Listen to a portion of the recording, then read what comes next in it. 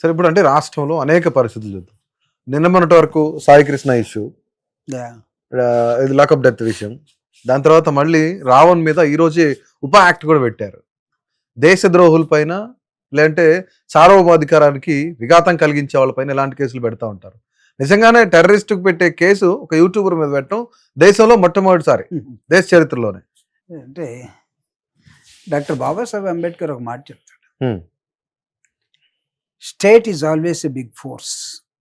రాజ్యం ఏదనుకుంటే అది చేసేస్తుంది అంటాడు. ఓకే. కాబట్టి రాజ్యం పట్ల మీరు చాలా అప్రమత్తంగా ఉండాలి. రాజ్య స్వభావాన్ని మీరు తెలుసుకోవాలి.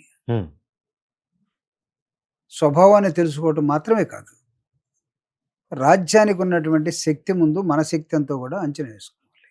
ఓకే. సో రాజ్యాంగాన్ని ఇచ్చేటప్పుడు ఆర్టికల్ 19 డాక్టర్ బాబాసాహెబ్ అంబేద్కర్ చాలా స్పష్టంగా ఇచ్చాడు. Freedom of speech.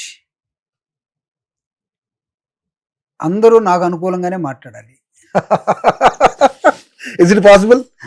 అదే నేను చెప్పిందే చెప్పాలి అని అనుకునే అని శాసించే వాళ్ళు వస్తారని డాక్టర్ బాబాసాహెబ్ అంబేద్కర్ ఆర్టికల్ 19 ఇవ్వడం జరిగింది. Okay. Article 19 freedom of speech ఏంటంటే తనకు నచ్చింది అవతల వాళ్ళని అర్థమయ్యేటట్టుగా, మధ్యలో సమాజానికి అర్థమయ్యేటట్టుగా చెప్పటం. దీన్ని ఎక్కడ దాకా తీసుకెళ్ళారంటే రకరకాలుగా తీసుకెళ్ళిపోయారు.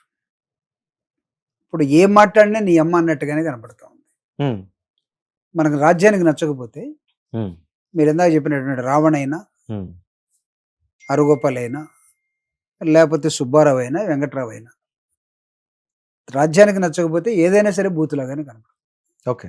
సో కాబట్టి freedom of speech doctor Babasaheb Ambedkar ఇచ్చినటువంటిది అంటే ఒక సామాన్య మానవుడిగా, మనిషిగా, ఓటర్గా, పౌర సమాజంలో ఒక వ్యక్తిగా ప్రభుత్వాల్ని, ప్రభుత్వంలో ఉన్న అధినేతల్ని అసలు వాళ్ళకి వ్యతిరేకంగా ఏం మాట్లాడకూడదు అనే దశలోకి రాజ్యం వెళ్ళిపోయినప్పుడు, ఇందాక మీరు అడిగినప్పుడు నేను ఒక మాట అన్నాను, Pawan Kalyan is driving Telugu Desam party అధినాయకుడిని, బీజేపీ స్పెక్టేటర్గా ఉండిపోయింది. ఓకే. ముగ్గురు కలిసి మానవ హక్కుల గురించి మాట్లాడే పని అయితే చాలా అంశాలు ఉన్నాయి. మాట్లాడే స్వేచ్ఛని, జీవించే హక్కుని, ఈ రెండింటిని మనం ప్రధానంగా ఇవ్వాలని అనుకుంటే రాజ్యంలో చాలా మంది మాట్లాడితేనే అవన్నీ వస్తాయి. లేదు లేదు నేను మాత్రమే మాట్లాడతాను, నాకు మాత్రమే భాష మీద హక్కు ఉంది, ఎందుకంటే నేను డిప్యూటీ సీఎం కాబట్టి, మిగతా వాడు ఎవడు మాట్లాడటానికి లేదు అని ఎవడైనా అనుకరించినా, మిమిక్రీ లాగా చేసినా, సాధారణ ఉపన్యాసం ఇచ్చిన, రాజ్యానికి నచ్చకపోతే, నాయకుడికి నచ్చకపోతే ఇలాంటి కేసులు పెడతారు. అయితే ఇలాంటి కేసులకి చాలా మంది భయపడతారని అనుకుంటారు, కానీ రేపు ఈ కేసులో దాని స్ట్రెంగ్త్ ఎంతో కూడా తేల్చాల్సిన అవసరం కోర్టులో ఉంటుందిగా. కోర్టు ముందు నిలబడాలి కదా. ఫస్ట్ ఆఫ్ ఆల్ నిజంగా ఒకవేళ రావణ్ అనే వ్యక్తి పవన్ కళ్యాణ్ గారు మాట్లాడిందే తప్ప ఇంకా ఎక్కువైనా ఎక్కడైనా మాట్లాడుంటే, అంటే రీసెంట్గా 1 వీక్ టైంలో కాదు, అంతకుముందు ఎప్పుడన్నా ఏమైనా మాట్లాడుకున్నామో దాన్ని దృష్టిలో పెట్టుకుని ఏమైనా పెట్టారో మనకు తెలియదు. ఓకే. రీసెంట్గా ఏలూరులో జరిగిన ఘటనే రావణ్ అనే అతను ప్రశ్న అనే ముందుకు వస్తూ ఉంది. అవును, అంతే కదా. అవును.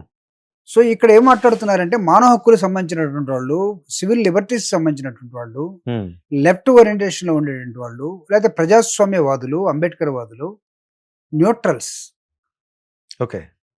మేధావులు, వీళ్ళందరూ దీని మీద ఏం ఆలోచిస్తున్నారంటే, అంటే రాజ్యానికి వ్యతిరేకంగా ముఖ్యమంత్రికో ఉప ముఖ్యమంత్రికో వ్యతిరేకంగా మాట్లాడితే ఈ ఉపా చట్టం వర్తిస్తుందా?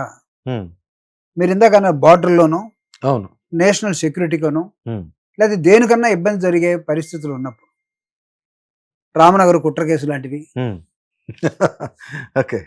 కోరేగాం లాంటివి, వాటినే చూసాం. కానీ ఇక్కడ ఏలూరు లాంటివి కూడా ఇక్కడ ఈ కుట్ర కేసుల్లో ఉంటాయి అనే దానికి చూస్తున్నాం. ప్రశ్నించే హక్కుని హరించాలనుకుంటే ప్రభుత్వాలు కోర్టుల ముందు నిలబడాల్సి వస్తుంది. చూద్దాం రావణం ఏం మాట్లాడాడు, కోర్టులో ఏం ఆర్గ్యుమెంట్ చేస్తారు, ఇవన్నీ కూడా కోర్టులో తేలాల్సిన అవసరం ఉంది. మామూలు రిమాండే ఇప్పుడు ఇచ్చారు, but they have to prove it కదా ఫస్ట్ ఆఫ్ ఆల్.